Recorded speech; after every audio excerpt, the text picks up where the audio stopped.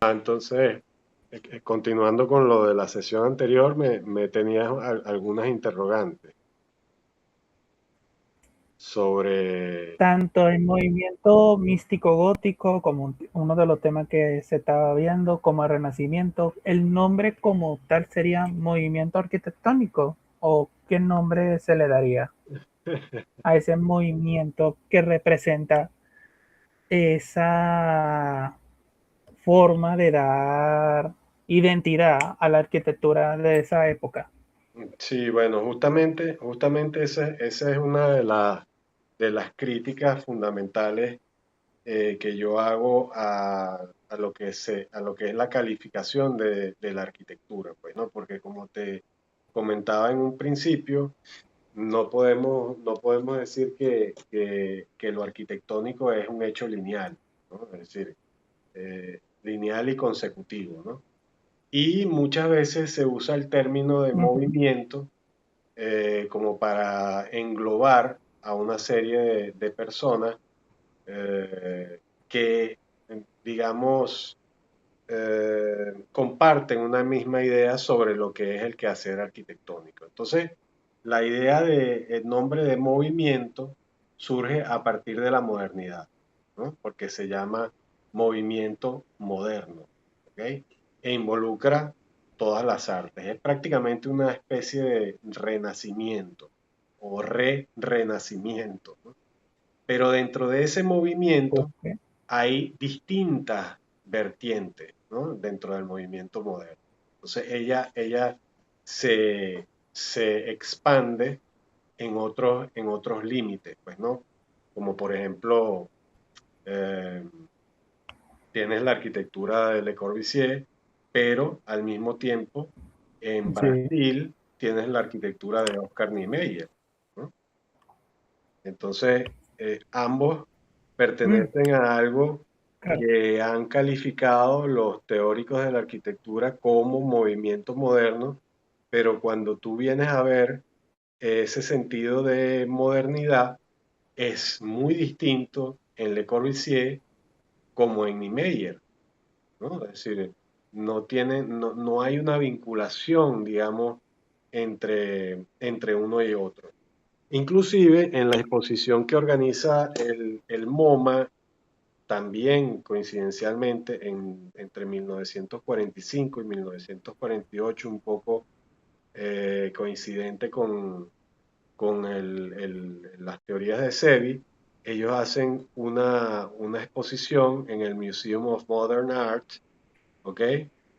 Que se llama Ujú. Latin America, ah, Latin American Architecture, o creo que ese es el nombre que se le da since Latin American Architecture since 1945, es decir, después de la guerra, la arquitectura latinoamericana desde 1945. Entonces, allí hay un teórico de Ok. nombre Henry Russell Hitchcock, que para ese momento, junto con Philip Johnson, otro arquitecto norteamericano muy de alto calibre, pues, ¿no? Ellos hacen un viaje a Latinoamérica y entonces comienzan a percibir que en Latinoamérica hay una especie de identidad regionalista de lo que es la arquitectura moderna. ¿No?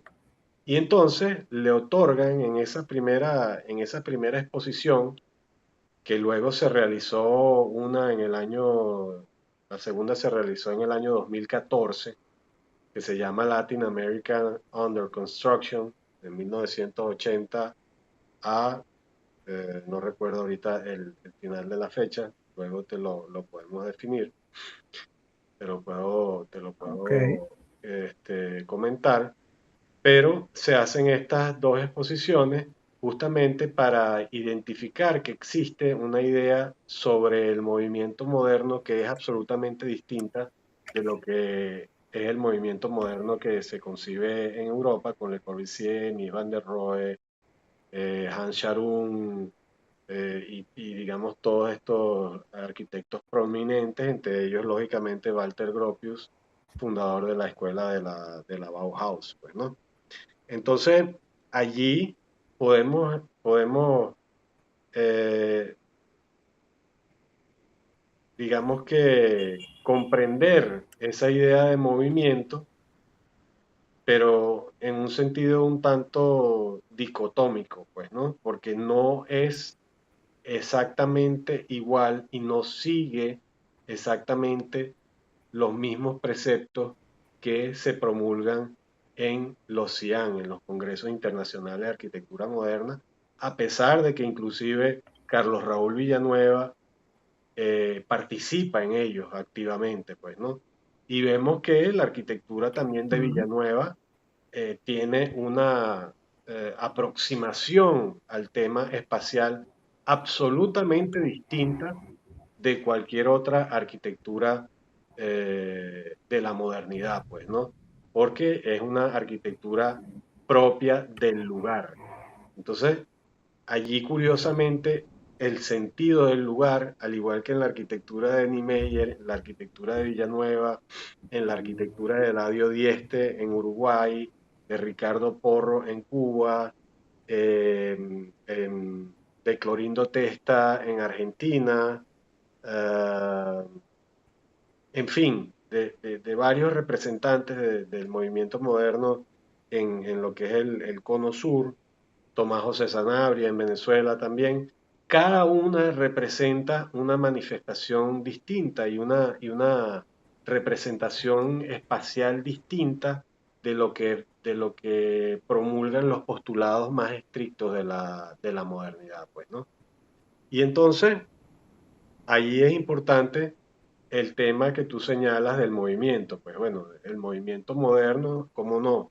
Se trata de englobar en esa idea de linealidad, pero no se puede. Pues llega un momento que la historia se divide inicialmente en un tema de estilos, ¿no? Como tú hablas del gótico, el románico, el renacimiento, luego el manierismo y sus representantes, ¿no? Allí de alguna manera hay como una cierta linealidad que te permite constituir esa idea de movimiento, de estilística, ¿no? De estilo arquitectónico. Pero la idea de estilo se sustituye en la modernidad.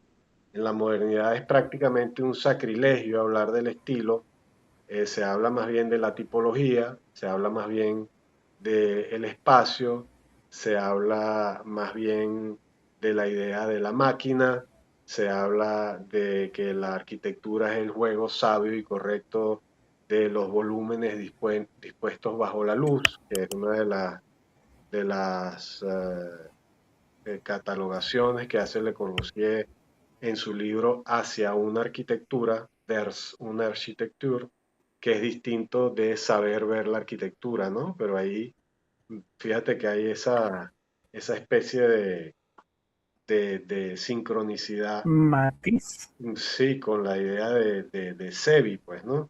Saber ver la arquitectura y hacia una arquitectura, aunque Corbusier escribió ese libro unos años antes del 48, pues, ¿no? Entonces, Ok. como movimiento moderno, pues podemos hablar de muchas variaciones porque en Norteamérica también existe entonces otro tipo de modernidad. Y allí entonces estamos hablando de Frank Lloyd Wright, que prácticamente cabalgó entre siglos, pues desde el siglo XIX hasta el siglo XX, con una muy prolífica labor hasta los 86 años de edad, cuando finalmente proyectó el Museo Guggenheim de Nueva York, que tú lo debes conocer o lo debes haber visto, pues, ¿no? Entonces, esa He visto edificación, algunas fotos. exacto, esa edificación del Guggenheim, pues, dentro de los esquemas y los patrones de la modernidad, eh, representa un hito absolutamente disímil de lo que podría establecer el movimiento moderno, pues, ¿no? Y aquí, por ejemplo, si bien no tengo una imagen del Guggenheim, ¿ok? Tengo una imagen de Frank Lloyd Wright en obra en el Museo Guggenheim. Vamos a esperar que se presente allí un momento. Aquí está, si bien no tengo la vista total del conjunto, aquí vemos a Frank Lloyd Wright en la supervisión del Museo Guggenheim, ¿no? Esta es una imagen pasada por la inteligencia artificial un poco, ¿no? Pero bueno, allí brevemente se volvió a interrumpir, pero ves a este personaje de 86 años de edad Ajá. en su obra, ¿ok? A mano izquierda se ven un poco los anillos de la rampa ascendente, pero lo que quiero decir con esto es que Wright no llegó a haber culminado el museo. El museo se culminó luego de que Frank Lloyd Wright falleció. Pero imagínate, un periodo vital de actividad desde prácticamente los 13 o 14 años de edad, cuando inició a trabajar con Louis Sullivan, hasta los años 50, pues entonces digamos que él prácticamente este, vino del siglo pasado a la modernidad y realmente sus obras son emblemáticas en el sentido de que son absolutamente originales y distintas, con una morfología particular y con una idea del espacio también absolutamente distinta que el que, por ejemplo, pregonaba el movimiento moderno con Le Corbusier y sus seguidores, pues, ¿no? También está la obra Ok. de Louis Kahn, ¿ok? Que es una obra totalmente eh, insertada dentro del movimiento moderno. Aquí vemos otra casa proyectada por Frank Lloyd Wright. Y fíjate cómo la discursiva, inclusive hasta formal, denota que el criterio de concepción espacial y de representación espacial es absolutamente distinto del tradicional que promulga la modernidad corbusiana, pues, ¿no? Entonces, allí siempre hay esa especie de contrapunto que es de suma importancia, ¿no? Y que te comentaba lo de Louis Kahn también. Louis Kahn hace una arquitectura moderna pero monumental, porque Louis Kahn en su residencia, cuando hace la residencia en Roma, que bueno, va a Roma a dictar cátedra, allá se encuentra con los monumentos de la antigüedad y se vincula emocionalmente con ellos y él dice, esta es la arquitectura que yo quiero hacer. Entonces, crea una arquitectura moderna, pero basada en los ideales de la arquitectura de la antigüedad romana, pues, ¿no? Y de la antigüedad clásica. Y tampoco Ujú. eh, tampoco es oculto para nadie que Le Corbusier en su juventud hizo viajes a Grecia a visitar de primera mano los monumentos de la arquitectura de la antigüedad clásica y de allí también tomó inspiración que dejó registrada en un libro denominado Voyage de Orient o Viajes a Oriente. Allí en una serie de croquis él esboza un poco sus ideas iniciales y de estudio sobre lo que es la arquitectura, pues, ¿no? Pero bueno, para no hacértelo más largo ni tedioso y dejar un poco algo para las próximas sesiones, voy a culminar esta parte con una imagen de nuestra ciudad universitaria de Caracas, del aula magna, ¿no? Esta es una imagen aérea con la biblioteca central, también se ve la plaza cubierta y allí estaba también el edificio del rectorado Y bueno, pues en Villanueva hay una espacialidad fluida y continua que tiene una evolución muy importante a lo largo de la construcción de la propia ciudad universitaria hasta llegar a un tema que es predominante en el desarrollo de la espacialidad moderna y a partir de ahí de la arquitectura que se produce en Venezuela, que es el tema de la síntesis de las artes, pues, ¿no? Entonces ya Villanueva le otorga a la arquitectura esa idea de obra de arte, ¿no?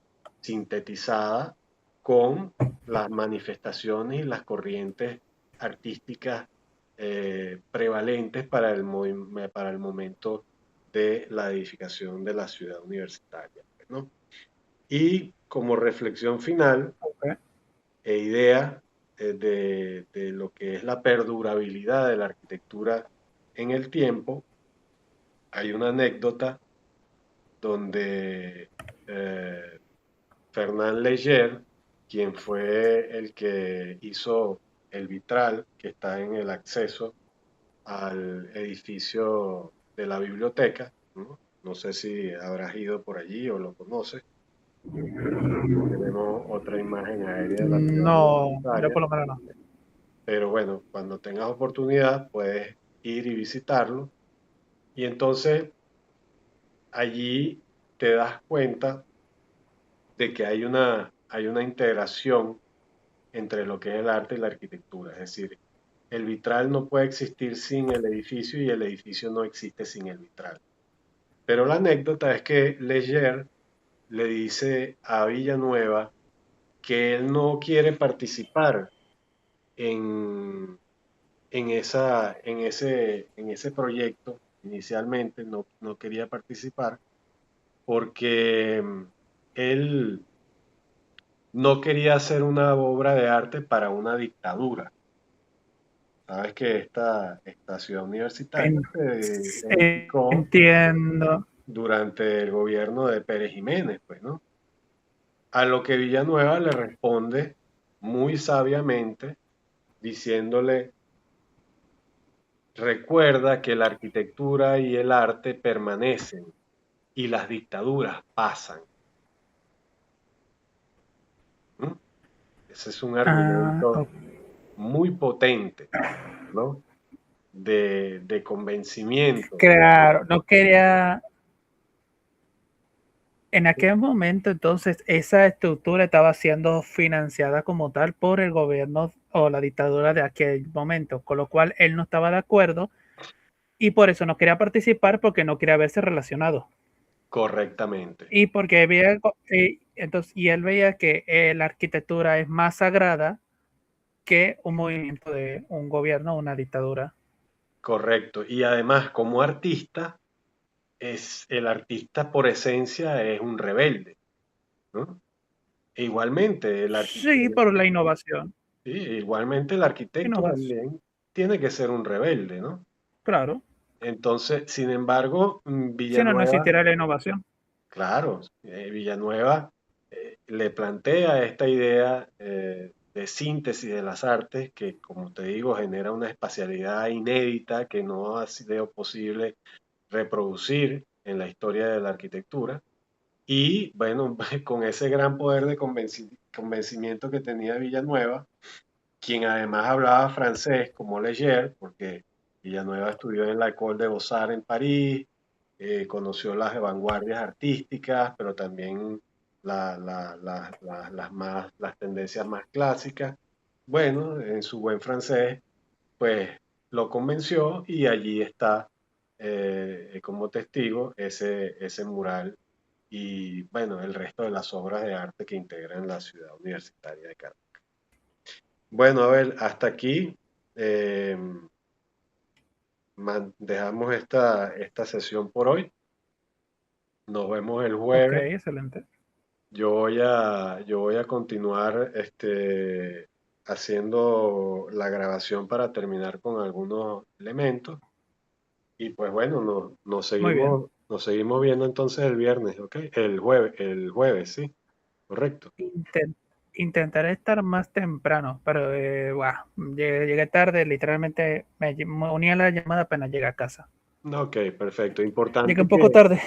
Importante que vaya haciendo, cumpliendo con las asignaciones, porque, bueno, en vista de los... Estoy terminando, sí, estoy terminando los foros y ya estoy haciendo las asignaciones.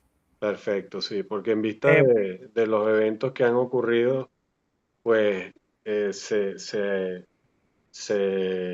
Se ha recortado distorsionó, bastante tiempo, sí. sí, se distorsionó un poco. Por Entonces, lo menos otra materia, ujú, sí. No, bueno, por lo menos otra materia que yo estaba, pues sí, también se ha recortado mucho tiempo. ujú. Sí, entonces las asignaciones son bastante específicas y bueno, vamos complementando con con las clases, las sesiones que nos quedan por delante, que son algunas cuantas. Y así le damos forma al curso y a la idea de la teoría del espacio y para qué nos sirve saberla, conocerla y manejarla. ¿Ok? Ok, excelente. Vale, gracias, Abel. Dale, nos vemos. Hasta Chao. luego.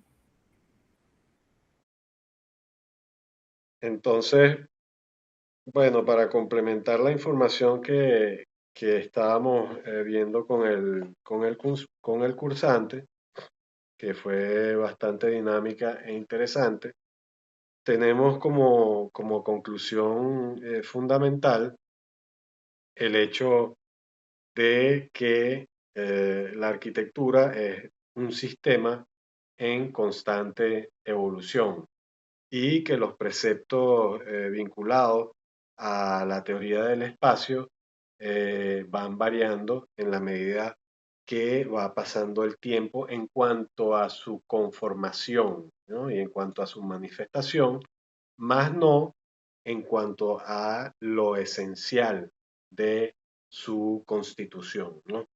¿Eso qué significa? Significa que si bien el espacio comprendido como, como un tema de carácter universal, en la arquitectura el espacio tiene categorizaciones y una valoración distinta, pues, ¿no? ¿Por qué? Porque los edificios, en la medida que se van desarrollando desde el nivel conceptual hasta su consecución constructiva, eh, van teniendo la tendencia cada vez más de valorar el tema de la espacialidad sobre la constitución del edificio como volumetría.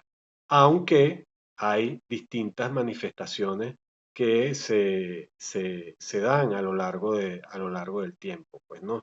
Ya, por ejemplo, mucho más próximo al siglo XXI, encontramos edificaciones como esta de Aravena, donde el carácter brutalista de la misma se unifica con un criterio de espacialidad más amplificada de la que propone la modernidad, digamos, más rancia, pues, ¿no?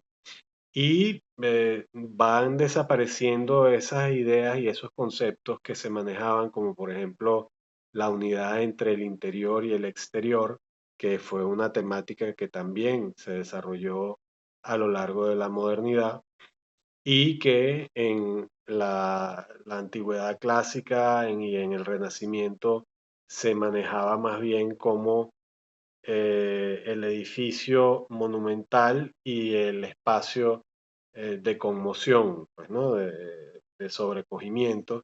Esto a lo largo de la historia también va variando y va trascendiendo en otras categorías espaciales y perceptuales, pues, ¿no? Como por ejemplo en el barroco, donde el espacio se sobrecarga de ornamentos, pues, ¿no?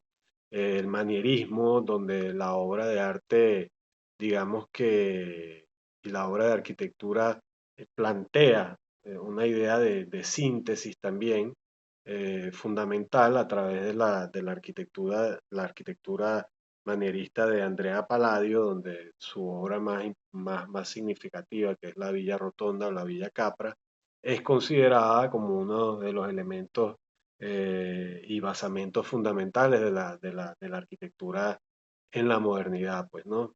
Esto según estudios hechos por teóricos como Colin Rowe, también los estudios de Rainer Banham sobre la arquitectura en la era de la máquina. En fin, existen muchos tratados y teorías que hablan sobre una arquitectura que se transforma de acuerdo a su materialidad, al momento histórico en que se desarrolla y al sentido del lugar, pues, ¿no? Como comenzábamos en relación al genius loci, pues, ¿no? En ese sentido, Aravena inaugura un poco esta escuela un tanto monumentalista contemporánea,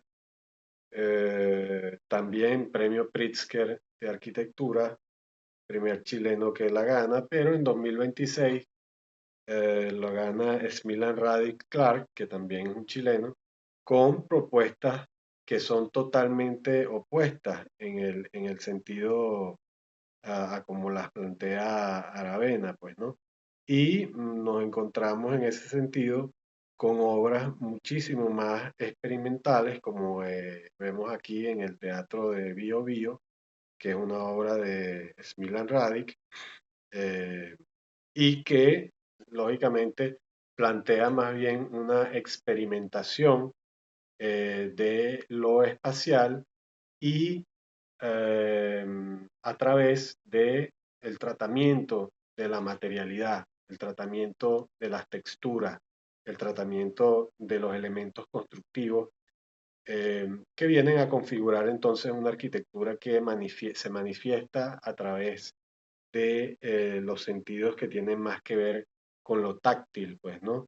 Que con lo perceptual espacial estrictamente visual, aunque lógicamente estas categorías no se dejan ni se abandonan ni se van dejando de lado, pues, ¿no?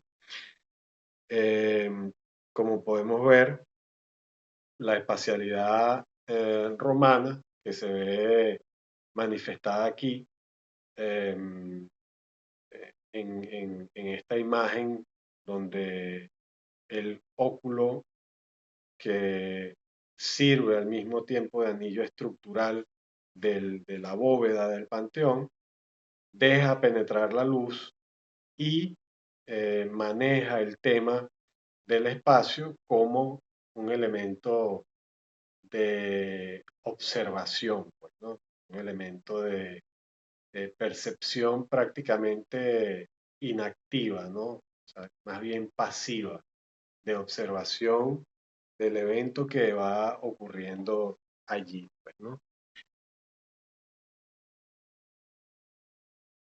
En en ese sentido,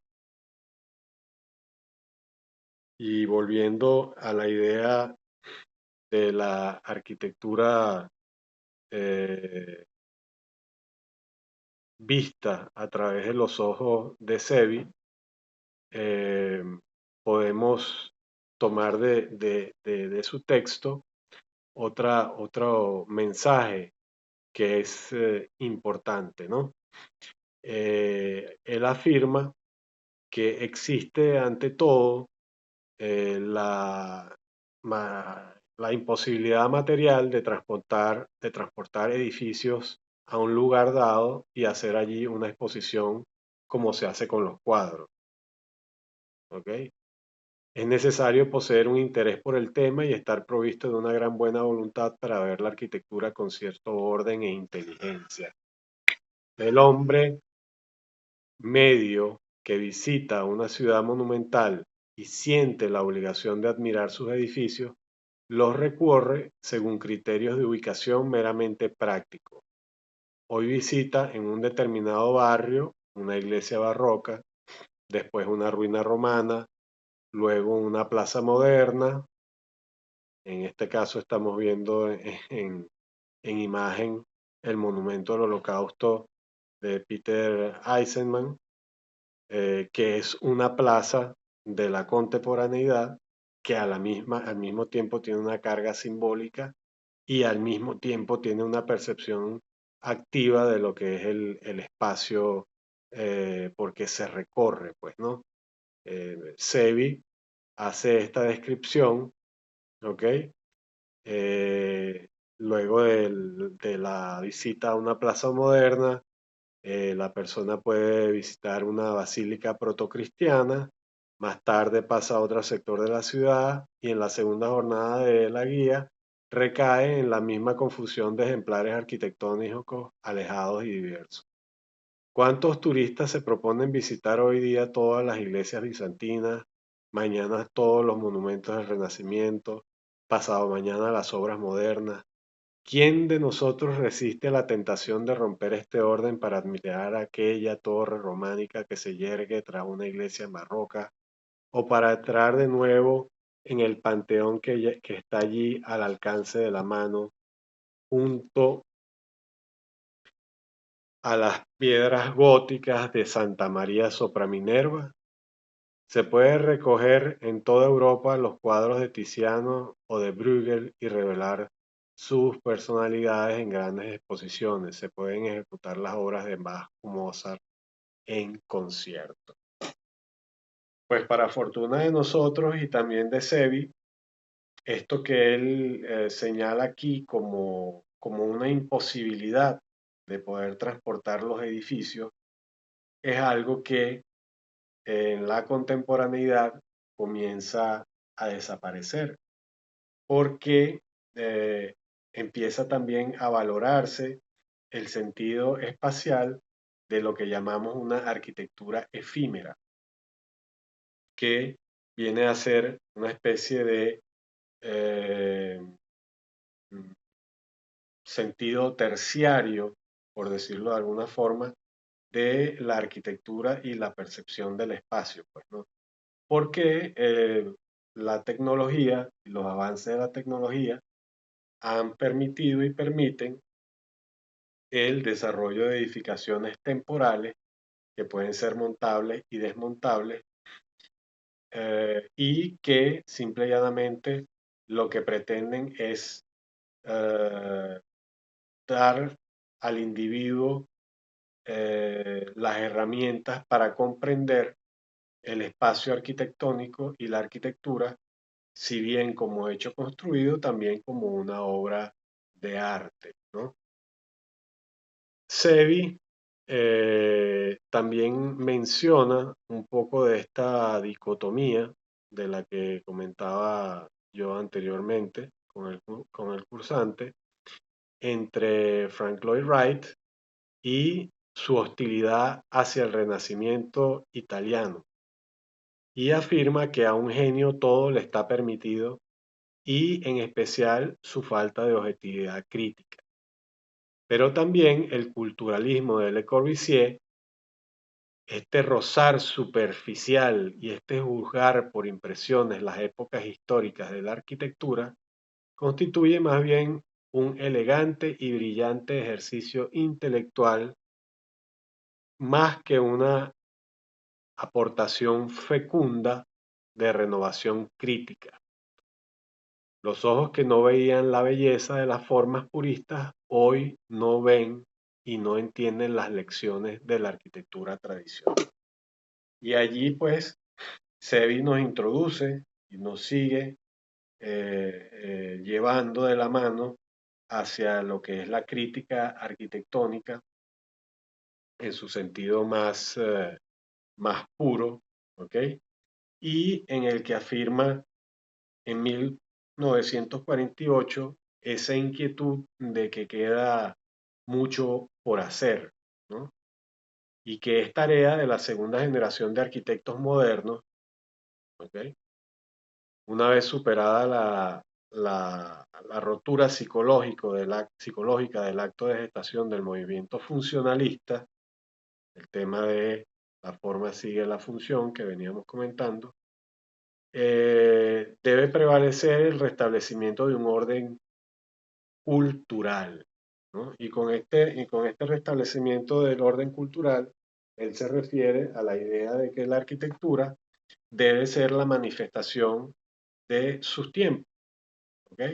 Y no debe ser el producto de un encasillamiento en el que se convirtió, en cierto sentido, la arquitectura moderna, porque como muchas veces lo he afirmado, nosotros pasamos de la idea de la interpretación de los órdenes clásicos, dórico, jónico, corintio, compuesto, de la idea de fírmitas, utilitas y venustas de Vitruvio, pasamos a la modernidad, a un Le Corbusier que plantea no la interpretación de los órdenes helénicos ni de la construcción de la antigüedad clásica, pero propone sus famosos 5 puntos de la arquitectura.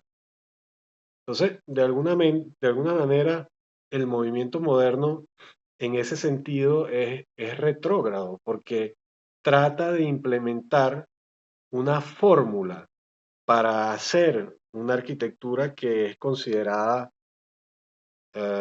notable o que debe ser considerada como una arquitectura evolucionada y notable.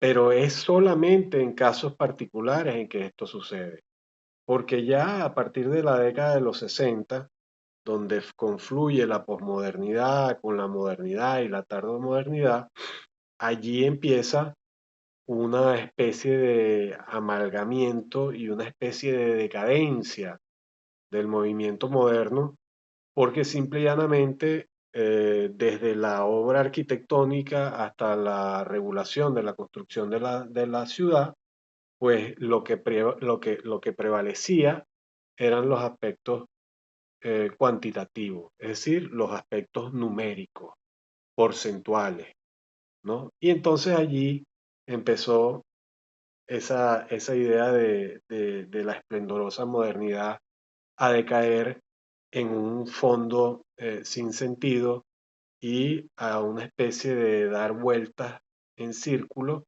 y surgen entonces las vanguardias eh, tardomodernas, entre ellas el deconstructivismo, eh, entre cuyos principales arquitectos destacan Peter Eisenman, Rem Koolhaas, Zaha Hadid, Daniel Libeskind, entre otros, que hoy en día siguen siendo arquitectos activos, también Bernard Tschumi, pero que en esa exposición que Philip Johnson denominó Deconstruction en el MoMA, al igual que Latin American Architecture, trató de establecer la idea de un nuevo estilo que dejara de lado definitivamente y de una vez por todas los ideales heroicos que supuestamente promulgaba y profesaba la arquitectura moderna, pues, ¿no?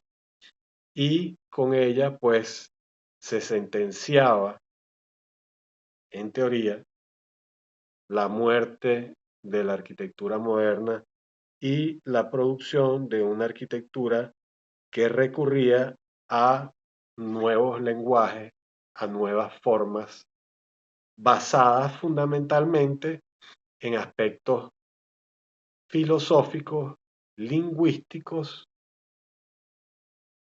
aplicados al discurso arquitectónico.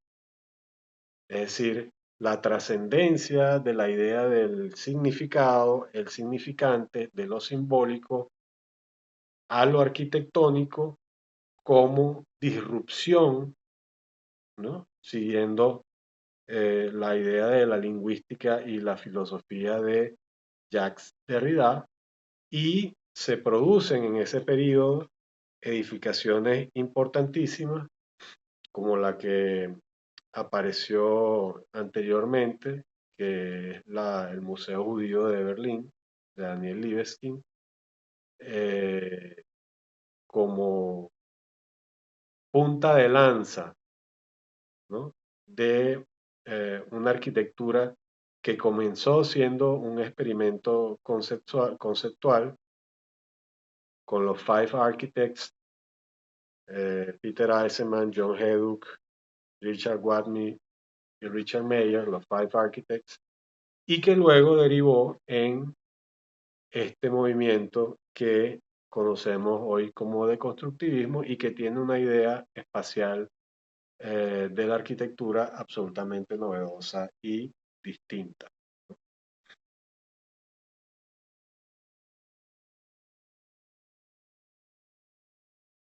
Culminamos pues entonces esta sesión nuevamente con la vista de el Partenón ubicado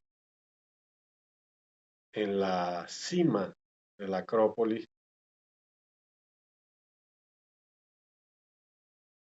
como germen inicial de lo arquitectónico, formal y de la idea del volumen y su trascendencia en el tiempo de forma reinterpretativa hasta llegar a la idea de la arquitectura que se percibe con todos los sentidos, aunque eso siempre fue así. Sin embargo, nunca se vio ni se trabajó tan evidentemente ese sentido perceptual de todos los sentidos que tenemos como hombres y de la noción del ser dentro de lo que es la arquitectura, lo arquitectónico, lo urbano y la vivencia del espacio. Quedamos entonces para la próxima clase, seguir revisando conceptos interesantes y pues seguimos adelante hasta la próxima oportunidad el día jueves 23. Saludos y gracias.